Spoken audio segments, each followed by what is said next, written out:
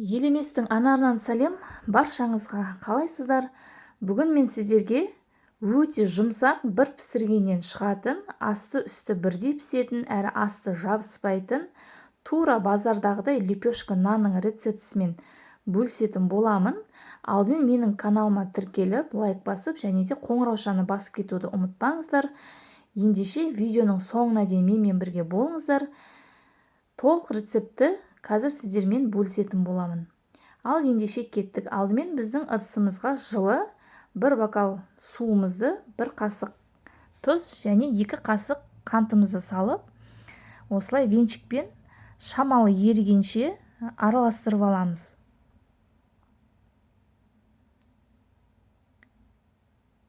Өзі жайлап еритін болады. Енді үстіне аштығымызды саламыз. Шамамен 1 немесе 1,5 шай қасық салсаңыздар жеткілікті. 10-15 минутқа қоямыз, және де үстіне 2-3 қасық сұйық май, және де ең бірінші алдымен 200 грамм ұнымызды салып, кейін венчикпен араластырып аламыз осылай. Енді бізге венчиктің қажет жоқ. Кейін тағы да 200 граммдай ұнымды салдым. Енді ары қарай қолмен жұмсақ қамыр илейтін боламыз.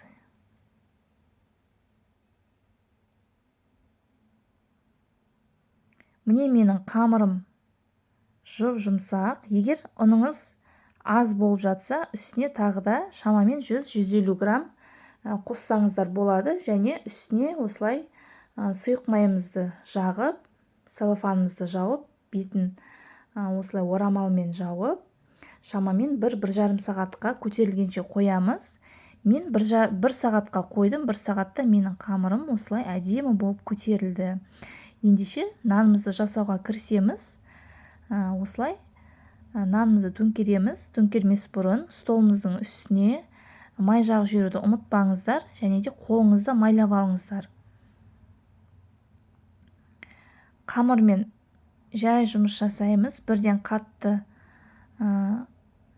илеп жібермеңіздер. Міне осылай жоғарыдан төмен қарай қамырымызды қайтарамыз. Үстінен баспаймыз, бірақ жай ғана қапталдарынан алып төмен қарай қайтарамыз. Енді біз нан пісіретін табамызды алып осылай майлап жібереміз, немесе пищевой пленканы қолдансаңыздар да болады.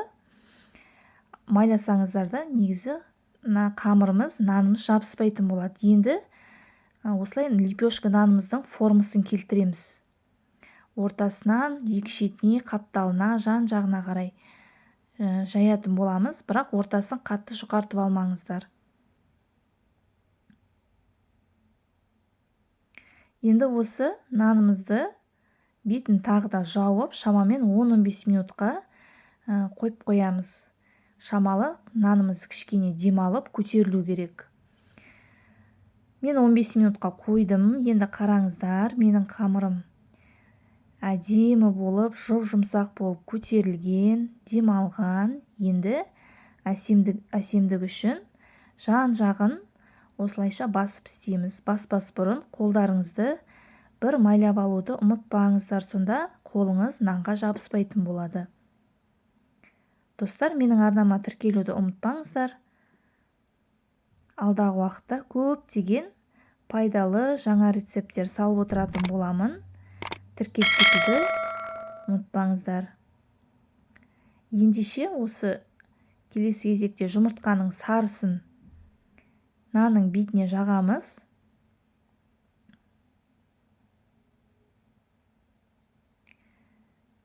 Мен осындай лопаткамен тағы да бір басып шықтым, тегіс болу үшін.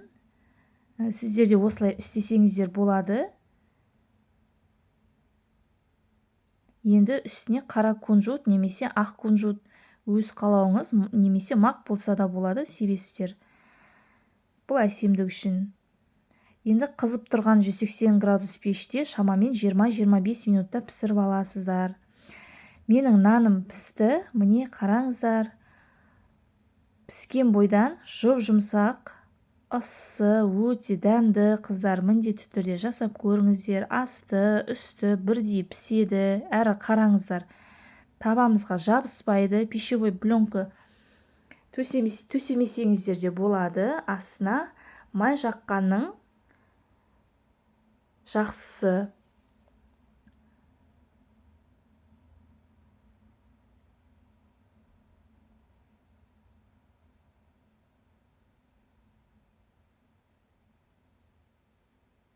Міндетті түрде осы рецепт бойынша жасап көріңіздер. Толық рецептіні төменге описаниеға жазып кететін боламын. Сұрақтарыңыз болса, маған комментарийге сұрақ қойып жазсаңыздар болады. Мен сіздерге міндетті түрде жауап қайтаратын боламын.